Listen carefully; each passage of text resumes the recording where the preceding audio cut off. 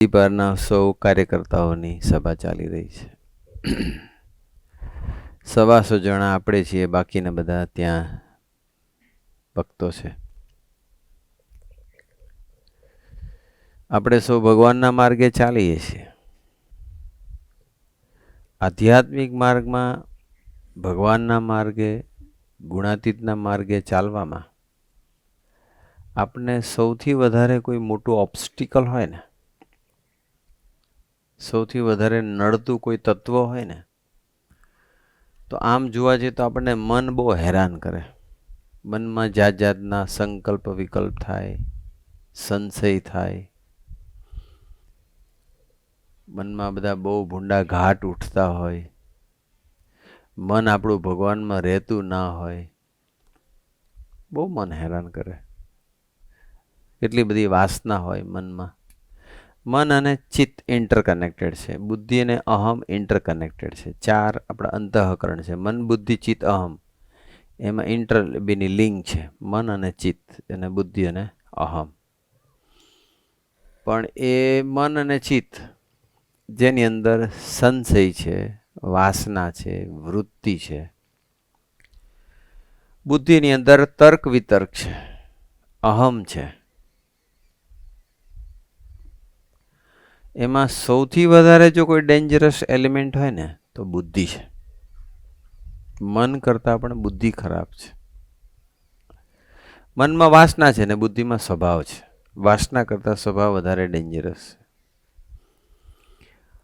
અને બીજું, બુદ્ધિ આપણને કે વધારે હેરાન શું કરે છે કે આપણે છીએ એક મનુષ્યના એક યોનિની અંદર છે. આપણી એક લિમિટેશન છે. પણ વ્યક્તિ જ્યારે પોતાને બુદ્ધિશાળી માને છે ત્યારે એની બુદ્ધિ ભગવાનના વચનમાં વિશ્વાસ મૂકવા માટે તર્ક વિતર્ક કરે છે, સંશય કરે છે. આધ્યાત્મિક માર્ગની અંદર કોઈ પણ વ્યક્તિને જો ભગવાનના વચનમાં, મહારાજ અને ગુણાતીતના વચનમાં, વચનામૃત અને સ્વામીની વાતોમાં સંપૂર્ણ વિશ્વાસ હશે ને, એના માટે આ માર્ગ સુગમ થઈ જશે. પણ જ્યાં સુધી ભગવાન સ્વામિનારાયણની પરાવાણી, ગુણાતીતાનંદ સ્વામીની પરાવાણી, સ્વામીજીની પરાવાણી કે પ્રબોધ સ્વામીજીની પરાવાણી, એમાં સહેજ પણ જો સંશય રહ્યો અથવા બુદ્ધિ એમાં તર્ક વિતર્ક કરવા લાગી તો આપણી યાત્રામાં રૂકાવટ આવશે. એટલે મોસ્ટ ઇમ્પોર્ટન્ટ વસ્તુ છે વિશ્વાસ. આ માર્ગમાં વિશ્વાસ અને શ્રદ્ધા એ 2 સત્સંગની, આધ્યાત્મિક માર્ગની 2 પાંખો છે. એમાં વિશ્વાસ અવિશ્વાસ થઈ ગયો મોટા પુરુષને વિશે, મોટા પુરુષની વાણીને વિશે, એના ચરિત્રને વિશે, એના આશીર્વાદને વિશે, એની વાતોમાં, તો આપણું પાંખ તૂટી જશે. વી કેનોટ ફ્લાય, વી કેનોટ વોક, વી cannot make journey towards supreme. એટલે વિશ્વાસ ખૂબ રાખવાનો. બસ એટલું માનવાનું કે મારા કરતાં ભગવાન અનંત કોટી ગણા મોટા છે. આપણે આપણી જાત કરતાં અનંત ગણો વિશ્વાસ ભગવાનમાં હોવો જોઈએ. બુદ્ધિમાં બેસે કે ન બેસે, આપણે કેવું છે કે 1 + 1 = 2. આપણે એવું માનીએ 1 + 1 = 2. એક લૌકિક બુદ્ધિ ગણતરી એવી છે. પણ ભગવાનનું ગણિત જુદું છે. ભગવાનના વચનમાં આપણને વિશ્વાસ ક્યારેય જવો ના જોઈએ. અને એ સ્વામીજી એવું કહેતા હતા કે મારામાં તમને અનંત દોષ દેખાતા હોય, ભલે દેખાય, ભલે મારામાં તમને અનંત અવગુણ દેખાય, પણ મારો એક ગુણ તમે પાકું માનજો, વિશ્વાસ રાખજો કે મારામાં એક ગુણ બહુ સરસ. અને એ ગુણ એ કે સ્વામી એટલે યોગી મહારાજ કહેતા હોય, યોગી મહારાજના વચનમાં મને ક્યારેય અવિશ્વાસ નથી આવ્યો. બસ મન બુદ્ધિ પરનો વિશ્વાસ મને યોગીજી, મન અને બુદ્ધિ પરનો વિશ્વાસ તો આપણને છે, જાઓ તમારું કલ્યાણ થશે એવું કહે તો આપણે વિશ્વાસ રાખીએ. પણ મન અને બુદ્ધિ, મન સંશય કરતું બંધ થઈ જાય અને બુદ્ધિ તર્ક વિતર્ક કરતું બંધ થઈ જાય અને સંપૂર્ણ આપણે સ્વીકારી લઈએ, માની લઈએ, ટ્રસ્ટ મૂકી દઈએ, એવો જે વિશ્વાસ હોય ને, એવો જે ટ્રસ્ટ, એવો જે વિશ્વાસ, એ મન બુદ્ધિ પરનો વિશ્વાસ કહેવાય. ચકલી માટે બ્રહ્માંડ બોલ્યું એવું યોગી મહારાજ કહેતા હતા બોધ કથામાં. સ્વામી કે બાપા આ જ્યારે વાત કરે કે એક ચકલી હતી અને એક ઊંચા પર્વત ઉપર જઈને બેસી ગઈ અને ભગવાનની ભક્ત હતી. એ કે હું ભગવાનનું નામ લઉં છું, જો ભગવાનનો ખરેખર ભક્ત હોય અને ભગવાન એ ખરેખર ભગવાન હોય તો મને અહીંયા બેઠા બેઠા પાણી પીવડાવે. હું નીચે નહીં જાઉં, ઉડીશ નહીં પર્વતની ટોચ ઉપર. હવે આમ જોવા જઈએ તો બુદ્ધિમાં ન બેસે એવી વાત છે. અને ચકલી બેસી રહી ખાધા પીધા વગર, અને કસોટી જાણે ભગવાનની કરતી હોય એવી રીતે.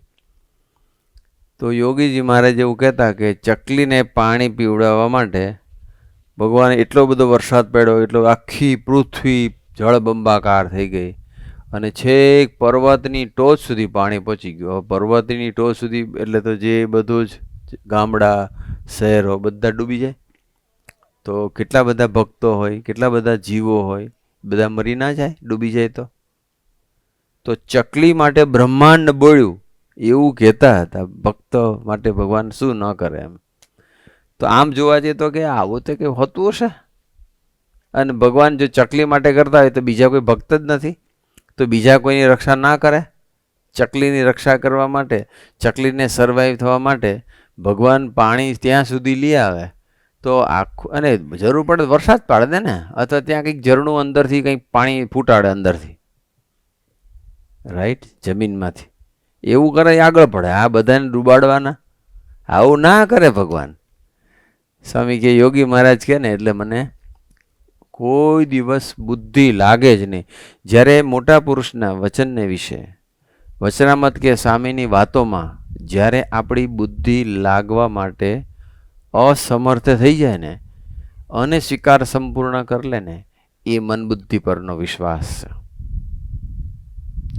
ભગવાનના વચનમાં ક્યારેય આપણને અવિશ્વાસ નહીં આવવો જોઈએ. અવિશ્વાસ એટલે આધ્યાત્મિક મૃત્યુ. ભગવાનને વિશે, મહારાજ કે ગુણાતીતને વિશે, સ્વામીજી કે પ્રબોધ સ્વામીજીના વચનને વિશે, વાતો કે વચનામતને વિશે આપણને જો અવિશ્વાસ આવે તો એ શું કહેવાય? એક જાતનું મૃત્યુ. પ્રબોધ સ્વામીજીનું આપણે જીવન જોઈએ તો પ્રબોધ સ્વામીજીને ક્યારેય ત્રિકાળમાંય 1 સેકન્ડના લાખમાં ભાગની કરોડોમાં ભાગમાં પૂરતું પણ ગુરુહરિ સ્વામીજીના વચનને વિશે ક્યારેય અવિશ્વાસ આવ્યો નથી, સંશય થયો નથી. સંપૂર્ણ નિર્દોષ બુદ્ધિ, સંપૂર્ણ વિશ્વાસ, મન બુદ્ધિ પરનો વિશ્વાસ. લાલબાગના ઓલામ ખબર જ છે આપણે, સ્વિમિંગ પુલમાં ત્યાં ગયા હતા ને સામે તરતા આવડતું નહોતું. પ્રભુએ કીધું કે મારે પૂછ, વચનમાં વિશ્વાસ રાખ્યો, આજ્ઞા પાડી, એ આજ્ઞા પાલન થયું વિશ્વાસ રાખીને. હું શું થશે, કેમ થશે, મને તરતા આવડતું નથી, ડૂબી જઈશ તો, મને કંઈક થઈ જશે તો, કશું જ નહીં. આપણા ગુરુ હરિ સ્વામીજી એવું કે મને મારામાં મોટામાં મોટો કોઈ ગુણ હોય તો મને બાપાના વચન વિશે અવિશ્વાસ નહોતો. અને પ્રભુ સાંઈનું દર્શન જ થ્રુ આઉટ એવું કરીએ તો સ્વામીજીના વચન વિશે ક્યારેય અવિશ્વાસ નહીં. આપણે આજે આટલું પાકું રાખવાનું. સ્વામીજી એવું કહેતા કે કોઈ ચોર આવ્યો હોય અને એને ચોરી કરી હોય અને યોગી મહારાજ બોલે એક જણ માટે, એવું બોલે આ તો એકાંતિક છે, ચોર છે, એણે ચોરી કરી છે, રંગે હાથ ઝડપાયો છે, પકડાયો છે, એ કન્ફેસ બી કરે છે, એક્સેપ્ટ બી કરે છે કે મેં ચોરી કરી છે. અને એ ચોરને યોગીજી મહારાજ એવું કહે છે કે એકાંતિક છે, તો સ્વામી કે મારી 1 સેકન્ડમાં લાખમાં ભાગમાં મારી બુદ્ધિ તરત જ માની લે કે દુનિયા એને ભલે ચોર કે પણ એકાંતિક જ છે. તો પોતાની બુદ્ધિ કરતાં ભગવાન અને ભગવાનના વચનો મોટા છે, મોટા છે. આટલું જો કામ થઈ જાય ને સામે, તો સ્વામી કેટલું મોટું કામ થઈ જાય, કેટલું મોટું કામ થઈ જાય. એટલે આપણે હંમેશા વચનમાં વિશ્વાસ રાખવાનો. બસ સ્વામીજીના અને પ્રભુ સાંઈના ઘણા બધા પ્રસંગો હોય એમ, બાપા બોલ્યા ને એટલે મારી બુદ્ધિ બંધ થઈ ગઈ, બસ સ્વીકારી લીધું કે ભગવાન સ્વામિનારાયણ સર્વોપરી છે. અને ભગવાન સ્વામિનારાયણ સર્વોપરી છે એવા તો પછી ઘણા બધા આપણને એવા પ્રસંગો છે એ આપણે અત્યારે વાત નથી કરતા એમ. પણ સ્વામીજીને બાપા બોલે ને એટલે કોઈ પ્રસંગની જરૂર નહીં, કોઈ અનુભવની જરૂર નહીં. કોઈ દિવ્ય એવો અનુભવ કરે, સ્વપ્નમાં દર્શન આપે કે કંઈક એવી પ્રતીતિ કરાવે એવું નહીં. જેને ખરેખરી નિષ્ઠા હોય ને એને વિશ્વાસ, નિષ્ઠાનું લક્ષણ આ છે, વચનમાં સંપૂર્ણ વિશ્વાસ. અને વિશ્વાસ નથી તો નિષ્ઠા નથી, નિષ્ઠા છે તો વિશ્વાસ રહે જ. સ્વામીજીને બાપાના વચનમાં એવો અદ્ભુત વિશ્વાસ હતો. એટલે આપણે બધાએ આવું એક ભગવાન અને ભગવાનને વિશે, ગુરુ હરિને વિશે એવો વિશ્વાસ રાખવાનો.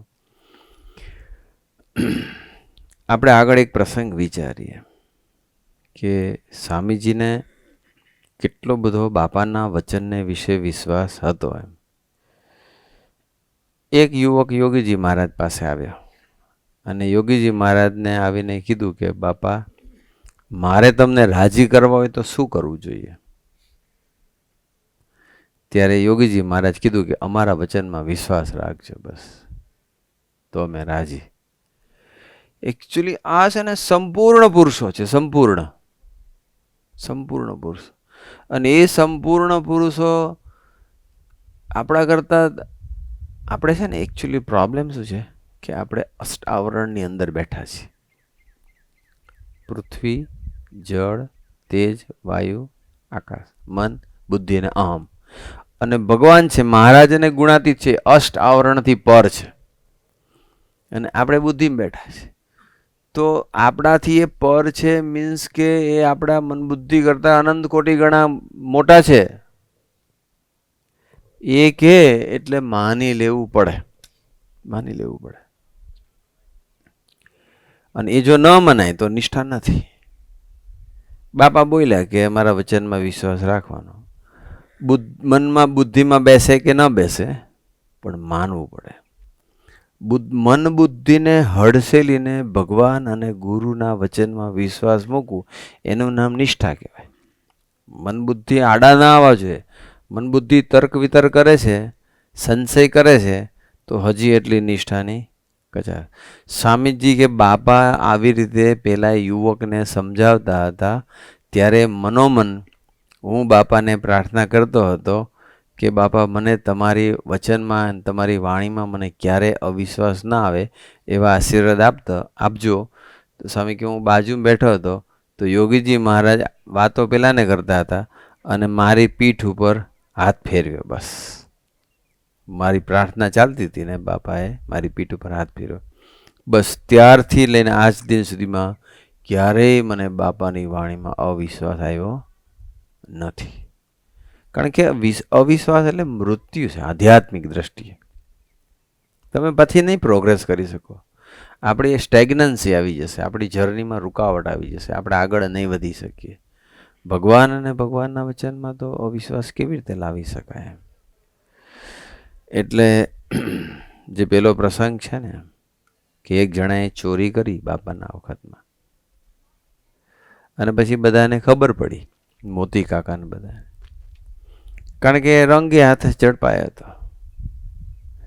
અને બાપા પાસે લઈ અને બાપા બોલ્યા, આ તો એકાંતિક છે, હવે ચોરી કરી છે, પકડાઈ ગયો છે, એ કબૂલ બી કરે છે, અને બાપા કહે છે કે એકાંતિક. તો એ ગપ્પા મારતા હશે. અને કદાચ એ ચોર છે, માનો કે લૌકિક રીતે ચોરી કરી છે, તો પુરુષ કેટલા સમર્થ છે. એને 1 સેકન્ડના લાખમાં ભાગની અંદર અક્ષરબ્રહ્મનું દેહ આપી દે તો એકાંતિક ના કરી શકે? આમથી આમ વાર લાગે? શુદ્ધ બ્રાહ્મી સ્થિતિ અંબાલાલ બકરીપોળવાળાને કીધું હતું કે શુદ્ધ બ્રાહ્મી. હવે આપણે તો માંડ બાજુ આંખ કાન જીભ પોઝિટિવ થતા ના હોય, હજુ એનું આંખનું ઠેકાણ આટલા વર્ષોના સત્સંગ પછી પણ આંખથી ડાફોરિયા મારતા હોય, કાનથી બધું આડોડું સાંભળી લેતા હોય, જીભથી ગમે એવું જમવા બેઠા હોય ત્યારે વિવેક બી ના રહેતો હોય, ત્યારે આંખ કાન જીભનો હજુ કંટ્રોલ નહીં આવ્યો. અને યોગી મહારાજ એમ કે આમથી આમ કરી આટલી વાર લાગે શુદ્ધ બ્રાહ્મી સ્થિતિમાં. અંબાલાલને આટલું જ કીધું, આમ કરો એટલે શુદ્ધ બ્રાહ્મી સ્થિતિ. તો ત્યાં આપણી બુદ્ધિ સંશય કરે તો નિષ્ઠાની કચાશ કહેવાય. આ પુરુષ એટલા બધા સમર્થ છે એ જેમ ધારે તેમ કરી શકે. સત્સંગીય નહીં, અનંત બ્રહ્માંડના જીવોને એકાંતિક કરી દે, બ્રહ્મરૂપ કરી દે, એટલી તાકાત છે. અનંત કોટી બ્રહ્માંડના જીવોને, ખાલી પૃથ્વીના 8 અબજની વાત નહીં, અનંત કોટી બ્રહ્માંડના અનંત જીવોને બ્રહ્મરૂપ કરતા એને 1 સેકન્ડની વાર ન લાગે. એટલા સમર્થ પુરુષ છે. પછી એ જે બોલે ને એમાં આપણે વિશ્વાસ મૂકી દેવો પડે. બસ એ ન બનાવે એ આખી વસ્તુ જુદી છે, કારણ કે એને ઘડતર કરવું છે. બનાવી તો દે પણ ટકે નહીં. પછી ઘડતર વગરની કોઈ વસ્તુ ટકતી.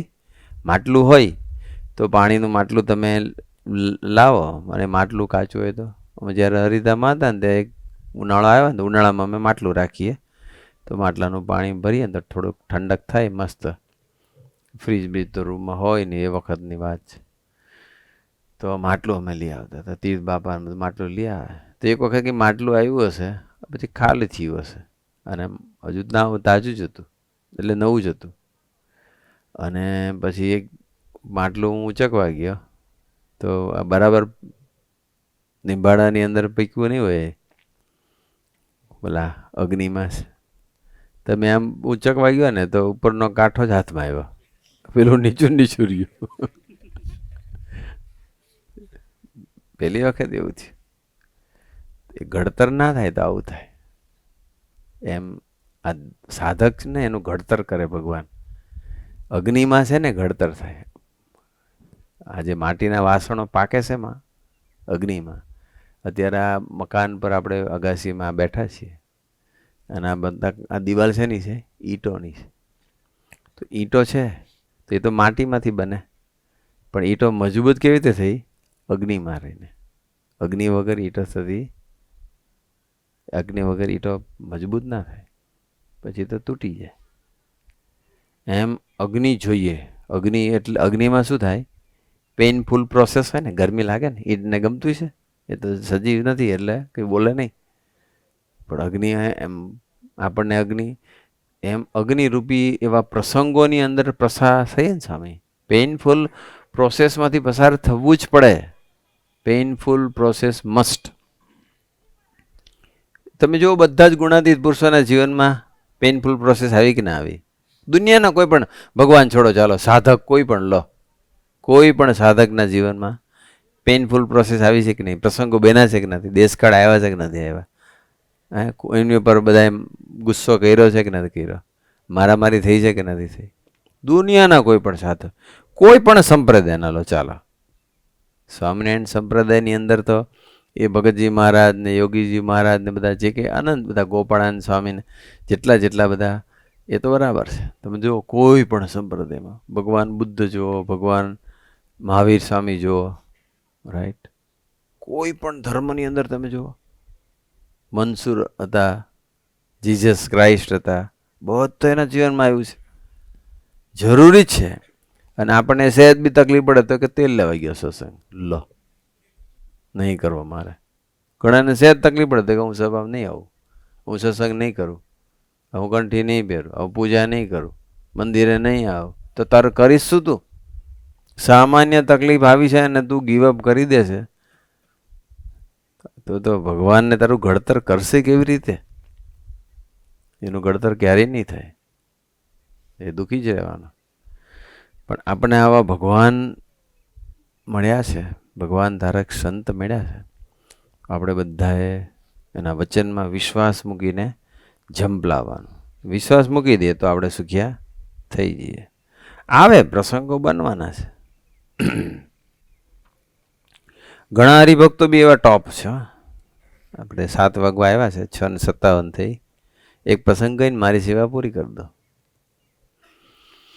આપણે અહીંયા પરિવારની સભામાં પાછા 7 વાગે આપણે પૂરું કરીએ છીએ.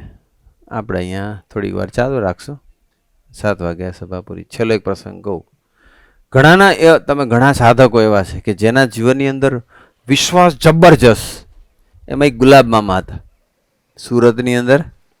ગુલાબ મામા કરીને હરિભગત હતા. સ્વામીજી જ્યારે પહેલી વખત 1985માં જ્યારે પરદેશ અમેરિકા ગયા ત્યારે એ સાથે હતા, કારણ કે એમને બધા ઓળખાણ બહુ. પણ ગુલાબ મામાનું અંગ એવું ને સ્વામીજીની અંદર 100% વિશ્વાસ. એક વખત સ્વામીજી કહેવડાય કે હું તમને ફોન કરવાનો છું, તમે હાજર રહેજો ઘરે.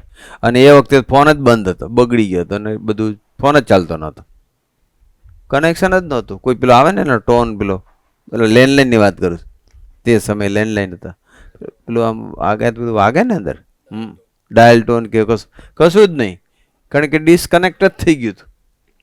એટલે એ તો બેસી ગયા કે સામે કીધું છે એટલે ફોન આવશે. પછી કોઈ કીધું ભામા ફોન તો ચાલતો નથી, ઉપરથી જ બંધ થઈ ગયું છે, ડાયલ ટોન જ નથી આવતો. એમાં તમે ફોન કે તો કે સ્વામીજીએ કીધું છે ને, સ્વામીને નહીં ખબર હોય કે અહીં મારું આ લેન્ડલાઇન બંધ થઈ ગયું છે. મેં તો અંતર એમને સર્વજ્ઞ પુરુષ, એને કીધું છે ને આવશે. તમે નહીં માનો, એને જ્યારે કીધું હતું જે ટાઈમે, એ ટાઈમે એનું પાછું ચાલુ થઈ ગયું ડબલું, અને સ્વામી જોડે વાત કરીને વાત પતી ગઈ, પછી બંધ બી થઈ ગયા. તો એ વિશ્વાસ કેટલો મૂક્યો એમ.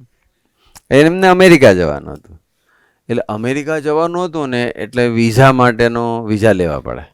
એટલે વિઝામાં બધા કેવા કેવા પ્રશ્નો પૂછે, એટલે જે આખી જે ગ્રુપ આવવાનું હતું બધું, જે કંઈ ત્યારના હરિભક્તો, એ બધા તૈયારી કરવા બેસી ગયા. કારણ કે ત્યાં જાય એટલે ઇન્ટરવ્યૂ લે, એટલે પ્રશ્ન પૂછે, તમારે ક્યાં જવું છે, ક્યારે જવું છે, શા માટે જવું છે, ક્યાં રોકાવાના, શું હેતુ છે, કોણ સ્પોન્સર, બધું બેંકનું સ્ટેટમેન્ટ, આ તે બધું પૂછે કે હોય ને ફોર્મલ. એટલે એની પ્રિપરેશન ચાલે, પ્રિપરેશન બધા કરતા હોય. ગુલાબ મામાને સ્વામીજી એવું કીધું કે તમને કંઈ પ્રશ્ન પૂછે જ નહીં, કે પ્રશ્ન જ નહીં પૂછે. એવું ના કીધું કે તમને પ્રશ્ન પૂછે ને જવાબ આવડી જશે, ચિંતા નહીં કરતા, પ્રશ્ન જ નહીં પૂછે. તો બધા તૈયારી કરે, ગુલાબ મામા તૈયારી જ ના કરે. સ્વામીએ કીધું પૂછવાનું નથી, મારે શું કામ તૈયારી કરવાની, હું તૈયારી કરું તો મને અવિશ્વાસ કહેવાય ને, તૈયારી જ નહીં કરવાની. એટલે કે પેલા ફોર્મલ ક્વેશ્ચન કશું જ નહીં, કોઈ ગમે તે જે પૂછે, હું કામ આવ્યા ને, ક્યાં શા માટે જાઉં છો ને, ક્યાં રોકાવા ને, કેટલું રોકાવાના છે ને, તમારો ખર્ચો કોણ કાઢશે ને, આ સંસ્થા સાથે તમારે શું લેવા દેવા છે, કંઈ જ નહીં, તૈયારી જ ના કરી. અને બધાનો વારો આવ્યો તો બધાને પ્રશ્ન પૂછે ને પૂછે. અને જ્યારે ગુલાબ મામાનો જ્યારે ટર્ન આવ્યો તો કોઈ એકદમ વિશ્વાસ મૂકી દે. એટલે પાછું એવું નહીં કે હારું સ્વામી કીધું છે, મેં મારે કોઈ પૂછશે નહીં, જો સારું ના પૂછે તો સારું, પાછું ને પૂછે તો લોચો પડી જશે પાછું, એ પાછો અવિશ્વાસ કહેવાય. એમને એવો બી નહીં. અને જ્યારે એમનો ટર્ન આવ્યો તો પેલા એક ગુલાબ મામા સામે જોયું અને સીધો શીકો જ મારી દીધો કે તમને વિઝા મળી ગયા, જાઓ નીકળો. લો હવે આ કેવું વળી. અને પછી જ્યારે અમેરિકા જવાનું હતું, પછી ત્યાંથી કેનેડા જવાનું હતું. તો કેનેડાના વિઝામાં તો મામાને યાદ જ નહોતું, ગુલાબ મામાને. તો ગુલાબ મામાને 4 દિવસ પહેલાં ખબર પડી, સારું કેનેડાના વિઝા લેવાનું તો રહી ગયા. એટલે સ્વામીને કીધું, સ્વામી હવે આવું તો મને એ ભૂલાઈ ગયું છે. સાહેબ કે કાંઈ ચિંતા નહીં, આપણે અમેરિકાથી મળી જશે. હવે એવું ત્યારે પહેલાં હતું જ નહીં કે અમેરિકાથી કેનેડાના વિઝા ઇન્ડિયન પાસપોર્ટ હોલ્ડરને મળી જાય એમ. એ તો બધા કે તમારે કેનેડા નહીં આવવા મળે. તો કે ના ના, સ્વામીજી કીધું છે. તો ત્યાં ગયા અને પછી કેનેડિયન કોન્સ્યુલેટમાં ગયા, 30 મિનિટમાં જઈને બહાર આવી ગયા, વિઝા લઈને આવતા રહ્યા. પણ વિશ્વાસ મૂકો ને સામે, અને એમાં રંચ, વિશ્વાસની અંદર અવિશ્વાસ નહીં રાખવાનો. વિશ્વાસ અને અવિશ્વાસની વચ્ચે જ ઓલા છેલ્લો એક નાનકડો પ્રસંગ કર્યો પછી પૂરું. કિશોરભાઈ કેનેડાવાળા છે ને, એમને સિટીઝનશીપનું ઇન્ટરવ્યૂ હતું. અને એમને તે વખતે બધા સ્ટોર ને બધું ચાલતું હશે, અને બિલકુલ ટાઈમ જ ન મળે. અને સિટીઝનશીપમાં બધા બહુ જ પ્રશ્ન પૂછે. આખા ક્યાંથી આવ્યું, ઉપરથી આવ્યું, અમે ત્યાંથી આવ્યું, 15 મિનિટ ચાલુ રાખજો, એવું આવ્યું. આ એક પ્રસંગ પૂરો કરી દઈએ. કિશોરભાઈને સાંભળજો, જો આપણી કેટલી ભૂલ થતી હોય છે, અથવા આપણી નિષ્ઠાની ક્યાં કચાશ છે, અથવા આપણે ક્યાંય કઈ જગ્યાએ થોડોક આપણે અવિશ્વાસ આવી જતો હોય છે. અને મોટા પુરુષની જાણ બહાર કોઈ ચીજ છે નહીં. હવે એવું થયું કે એમને સિટીઝનશીપ માટેનું ઇન્ટરવ્યૂ હતું, રહેતા હતા સ્ટેટસમાં હતું, પણ સિટીઝન નહોતા થયા હજુ. અને એમાં આખા જ કન્ટ્રીની બધી હિસ્ટ્રી પૂછે, બધા ઘણા પ્રશ્ન પૂછે, અને એના કે આટલા જાડા પુસ્તક આવે એ બધા વાંચવા પડે. એટલે કે સારું મારે તો સારું કશું તૈયારી થઈ નહીં અને બધું સત્સંગની સેવા અને પોતાના સ્ટોરની સેવામાંથી કે ફ્રી જ હું નહોતો પડતો. બુક તો લઈને રાખી હતી, પુસ્તકો તો બધા સિટીઝનશીપ માટેના જે પ્રશ્ન પૂછે અને જે કંઈ એનું નોલેજ હોવું જોઈએ એ નોલેજની બધું જે કંઈ બધી બુક તો હતી, પણ કોઈ દિવસ ખોલેલી જ નહીં, કારણ કે ટાઈમ જ નહીં મળેલો. અને સમહાવ સ્વામીજીનો ફોન આવેલો એના કંઈક 2-3 દિવસ પહેલાં, અને આગલા દિવસે કે 2 દિવસ પહેલાં ફોન આવ્યો હતો. અને પછી એક વ્યવહારિક અથવા સત્સંગના કામ માટે કંઈક ફોન થયો હશે, તો પછી કિશોરભાઈને ચાન્સ મળ્યો. એટલે કિશોરભાઈ કીધું સ્વામી મારું હવે સિટીઝનશીપનું ઇન્ટરવ્યૂ છે અને આ બધી સ્ટોર ને સત્સંગની સેવા અને બધી દોડાદોડીમાં મને કોઈ ચાન્સ જ નથી મળ્યો વાંચવાનો, અને હવે ઇન્ટરવ્યૂ છે તો કંઈક કૃપા કરજો. એટલે સ્વામીજી પછી હસ્યા અને પછી સ્વામીજી કીધું કે મારા જ ઇન્ટરવ્યૂ લેશે અને મારા જ ઇન્ટરવ્યૂમાં પાસ કરશે. એવું બોલ્યા, મારા જ ઇન્ટરવ્યૂ લેશે અને મારા જ ઇન્ટરવ્યૂમાં પાસ કરશે. એટલે કિશોરભાઈ થયું કે ચાલો સ્વામીજીને જ્યારે આશીર્વાદ આપે ને એ ટાઈમે આપણને વિશ્વાસ આવી જાય છે, પણ પછી બુદ્ધિ લાગે પણ સારું આશીર્વાદ આપશે બરાબર આપ્યા બરાબર છે, પણ મને તો આ દેશના કોણ પ્રાઇમ મિનિસ્ટર એ જ મને ખબર છે, આ સિવાય કશું જ ખબર નથી. અને બીજા કંઈક પ્રશ્ન પૂછશે તો હું શું જવાબ આપીશ, અને મારો જવાબ મને સાચો ન પડ્યો તો મને બીજા મળશે કે નહીં મળે. રાઈટ, એવું થાય ને. કિશોરભાઈ તો પછી ત્યારે તો નિરાશ થઈ હુઈ ગયા. સ્વામી કે હુઈ જા, એવું સ્વામી એવું કીધું કે તું રાત્રે ફોને સ્વામી કે તું સુઈ જા, ટેન્શન વિચાર વાંચીશ જ નહીં, મારા જ ઇન્ટરવ્યૂ લેશે અને મારા જ ઇન્ટરવ્યૂમાં પાસ કરશે. એટલે વાંચ્યું તો નહીં, વિશ્વાસ રાખ્યો ત્યારે, પણ પછી તો જ્યારે ઇન્ટરવ્યૂનો સમય આવ્યો ને પહોંચી ગયા બધા ડોક્યુમેન્ટ્સ ને આ તે બધું લઈને, અને એમનો ટર્ન આવ્યો. અને ત્યાં જે ઇન્ટરવ્યૂ લે ને એ રિટાયર્ડ જજ લે ઇન્ટરવ્યૂ. એટલે જજ હતા, સિનિયર સિટીઝન હતા, એજવાળા ઉંમરવાળા, 65-70 હશે કદાચ. અને એમનો આવ્યો, બેઠા બેહાડા મિસ્ટર પટેલ, કિશોરભાઈ પટેલ એમનું નામ, બેસાડા. અને પછી ઇન્ટરવ્યૂ સ્ટાર્ટ થયું. પહેલો જ પ્રશ્ન પૂછ્યો, હુ ઇઝ ધ લીડર અથવા prime minister of this country. એટલે ત્યારે જે બધાએ એનું નામ કહી દીધું. એક તો પ્રશ્ન આવ્યો અને પછી તરત જ કિશોરભાઈ મનમાં પ્રશ્ન, હવે પછી કોઈ પણ પ્રશ્નનો જવાબ મને નથી આવડવાનો. કે ઇન્ટરવ્યુમાં એવું નહોતું કે પ્રશ્ન નહીં પૂછ્યો તો ખરો. અને હવે બીજો પ્રશ્ન, પહેલો પ્રશ્ન પૂછ્યો એ તો આવડ્યો, સિમ્પલ હતો, કારણ કે કન્ટ્રીમાં રહેતો હોય તો પ્રાઇમ મિનિસ્ટરની ખબર હોય. હવે બીજો પ્રશ્ન પૂછવા ગયા, જ્યાં ત્યારે કિશોરભાઈને થઈ ગયું કે હવે મને કોઈ પ્રશ્ન આવડતો નથી, હવે જે થાય તે ખરું. અને પછી બીજો પ્રશ્ન પૂછવા ગયા ને તો પેલાને ઉધરસ આવી, ખાંસી આવી, ઉંમરવાળા હતા ને પાછા. અને પછી એને ખાંસી બંધ ન થઈ, ખાંસી ચાલુ રહી. અને પછી છે ને એ પાણીનો ગ્લાસ એના ટેબલ ઉપર પડ્યો જ હતો. એટલે પાણીનો ગ્લાસ લેવા પેલો ગયો જજ, આમ આખું એટલું બધું લાલ ચોળ થઈ ગયો, એટલી બધી ઉધરસ ચાલુ થઈ ગઈ, અને પરસો આંખમાંથી પાણી જાય ને લાલ ઘૂમ થઈ ગયો. અને પછી એ પાણી પીવાઈ ગયો ને તો આમ આખો આમ ધ્રુસતો હતો હાથ, તો પેલો આમ જે પાણીના ગ્લાસને આમ ઠેસ વાગી તો પાણી હેઠું પડી ગયું.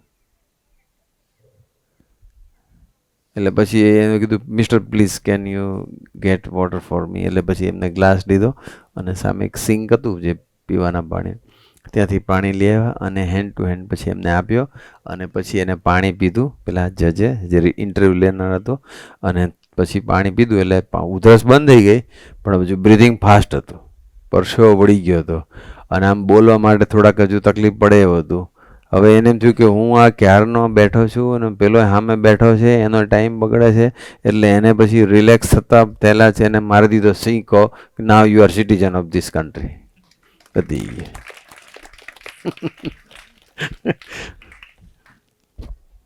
પેલાને આ સિટીઝનશીપ અપાવવામાં પેલાને ઉધરસ લાવી દીધી. આપણા ભગવાન તો ચકલી માટે બ્રહ્માંડ બોડે, આમાં ખાલી મને બોડ્યા નહીં, પાછા કાઢી લીધા બહાર, ડૂબાડ્યા નહીં. પછી શું થયું કે મળી ગઈ સિટીઝનશીપ, મળી ગઈ, પાસ થઈ ગયા. પછી પાસપોર્ટ પર પછી મળ્યો હશે, પણ એક વખત કન્ફર્મ થઈ ગયું. અને પછીના થોડાક દિવસ પછી સ્વામીજીનો ફોન આવ્યો પાછો અને સ્વામીજીને પછી વાત કરી. તે વખતે મોબાઈલ ફોન નહોતા, લેન્ડલાઇન ઉપર જ હતા, પેલા કોડલેસ ફોન બી નહોતા. તો ફોન પર પછી સ્વામીજીને વાત કરી કે સ્વામીજી આપની કૃપાથી મને સિટીઝનશીપ મળી ગઈ. એટલે સ્વામીજી ખૂબ હસવા લાગ્યા. અને એ ટાઈપનું હસ્યા કે કિશોરબેન થયું કે સારું કંઈક સમથિંગ ઇઝ રોંગ, કંઈક સ્વામી જુદી પ્રકારનું હસે છે, એમ હસવામાં પણ કંઈક છે કરું. એટલે પછી એમણે પૂછ્યું કે સ્વામીજી આપ કેમ હસો છો? એટલે સ્વામીજીએ પછી એવું કીધું કે કિશોર, કે જ્યારે તે મને કીધું હતું કે મારું ઇન્ટરવ્યૂ છે ત્યારે મેં તને એવું કીધું હતું કે મારા જ ઇન્ટરવ્યૂ લેશે અને મારા જ ઇન્ટરવ્યૂ પાસ કરશે. ત્યારથી લઈ અને તને જ્યારે ઇન્ટરવ્યૂમાં તું પાસ થયો, એ જે 2 દિવસ કે 2 દિવસ જે હતા, એની અંદર તે જે વિશ્વાસ અને અવિશ્વાસની વચ્ચે જે ઝોલા ખાધા ને, એટલો તું ફેલ. વિશ્વાસ રાખ્યો કે સ્વામીજીએ આશીર્વાદ આપ્યા છે એટલે મને મળી જવાનું છે, પણ પાછું એવું બી થતું હતું કે મળશે કે નહીં મળે, મને પ્રશ્નનો જવાબ તો આવડતા નથી. ઇન્ટરવ્યૂ સ્ટાર્ટ થયું ને એક પ્રશ્નનો જવાબ આવ્યો ત્યારે બી ઝોલો આવી ગયો અવિશ્વાસનો, કે હવે તો પ્રશ્ન આવડતો નથી બીજો, તો શું થશે? એ જે શું થશે કે નહીં થાય, એ વિશ્વાસ અને અવિશ્વાસની વચ્ચે ઝોલા ખાઈને એટલી બી નિષ્ઠાની કચાશ કહેવાય. અને રિયલ સાધક પ્રભુ સાંઈનું જીવન જોવો તો ઓહો, કોઈ દિવસ ક્યારેય અવિશ્વાસ, એક સ્વપ્નની અંદર 1 સેકન્ડના કોટીમાં ભાગમાં પણ અવિશ્વાસ નહીં સ્વામીજીના વચનને વિશે. આપણે એમના સ્વામીજી કે મારો મોટો ગુણ એક મને બાપાના વચનમાં અવિશ્વાસ નહીં. અને પ્રભુ સાંઈનું અખંડ દર્શન 1972 ગણીએ ત્યારથી આજ દિન સુધી અખંડ વિશ્વાસ. તો એ બંને પુરુષો મહારાજ અને ગુણાતીત, બંને આપણા પ્રથમ ગુરુ અને અત્યારે વર્તમાન ગુરુ હરિ, બંનેના જીવનમાં આ દર્શન થાય છે. આપણે એમના દીકરાઓ છીએ. બસ દુનિયાની અંદર આખી દુનિયામાં અવિશ્વાસ આવશે ને તો ચાલશે, પણ ગુરુ હરિને વિશે ક્યારેય અવિશ્વાસ લાવવાનો નહીં. બસ તો આજના શુભ અને મંગલકારી દિવસે ગુરુહરિ સ્વામીજી અને પ્રગટ ગુરુહરિ પ્રબોધ સ્વામીજીના ચરણોમાં અંતરની પ્રાર્થના કે જેવો સ્વામીજીને બાપાના વચનમાં અદ્ભુત મનબુદ્ધિ પરનો વિશ્વાસ હતો, અને જેવો આપને સ્વામીજીને અંદર સ્વામીજીના વચનને વિશે જેવો મનબુદ્ધિ પરનો વિશ્વાસ છે, એવો ને એવો વિશ્વાસ અમને તમારામાં આવી જાય, એવી મનબુદ્ધિ પરનો વિશ્વાસ અમારા સૌમાં દ્રઢ થાય, એવી નિષ્ઠામાં અમને સૌને જલ્દી લઈ જાઓ. એ જ પ્રાર્થના સજાનંદ સ્વામી મહારાજની